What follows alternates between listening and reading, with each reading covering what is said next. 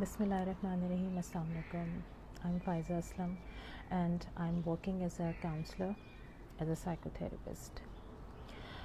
آج ہم بات کریں گے انسانی عادات کے اوپر، گلا شکوہ کرنے کی عادت کے اوپر. بہت سے لوگوں کو گلا شکوہ کرنے کی بڑی عادت ہوتی ہے، جبکہ یوں کہا جائے کہ آج ہر دوسرے فرد کو گلا کرنے کی عادت ہے. کبھی برسات ہو جائے تو ہم کیچڑ کا پانی کا گلا کرتے ہیں، چمکتا ہوا دن ہو تو دھوپ کا گلا کرتے ہیں، کبھی اپنی بے بسی کا شکوہ کرتے ہیں، کبھی دوسرے کی طاقت کا گلا کرتے ہیں. صبح صبح واک کرنے کے بجائے، موسم انجوائے کرنے کے بجائے نیوز چینلز اور اخبار سے بدترین خبریں اٹھا کر سارا دن آفس میں اس کے اوپر ڈسکشن کرتے ہیں، یا ڈائننگ ٹیبل پر بیوی بچوں کے ساتھ سیاسی مسائل پر ڈسکشن کرتے ہیں اور سیاسی رہنماؤں کو برا بھلا کہتے ہیں. کیونکہ اب ہمارے ہاں خاموشی کے بجائے بولنے کو عبادت خیال کیا جاتا ہے.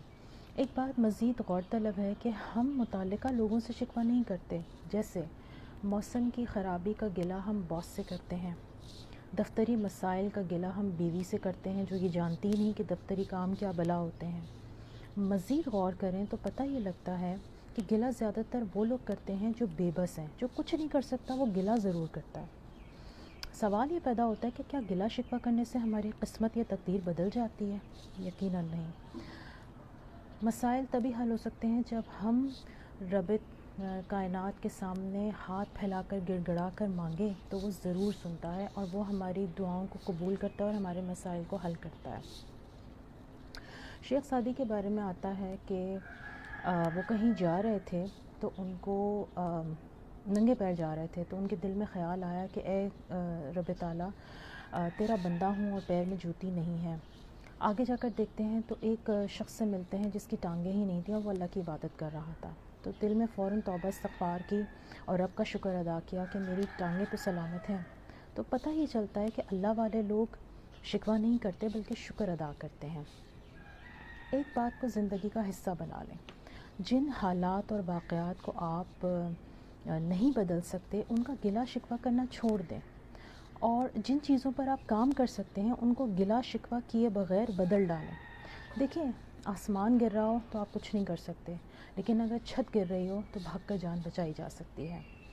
اپنا انداز فکر بدلیے. مثبت انداز فکر انسان کی زندگی کو آسان کر دیتا ہے. بیماری کے ایام، مشکلات کے دور، مالی مسائل کے دور مثبت انداز فکر سے جلدی حل ہو جاتے ہیں. مجھے بھی آپ سے گلہ ہے کہ آپ یہ شکوہ کرتے ہیں کہ گلاب کے ساتھ اللہ تعالیٰ نے کانٹے کیوں بنائے، جبکہ یہ مقام شکر ہے کہ گلاب کے ساتھ کانٹے موجود ہیں تو کم از کم گلاب کی حفاظت تو ہوتی ہے. چلیں کہ ایکسرسائز کرتے. 2 کالمز بنائیں.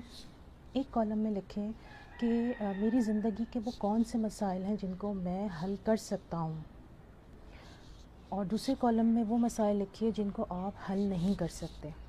پھر جن کو آپ حل کر سکتے ہیں ان کے اوپر کام شروع کیجئے، ان کے لیے اسٹریٹجی بنائیے. دیکھیں، گلا شکوہ کرنے سے مسئلہ حل نہیں ہوگا.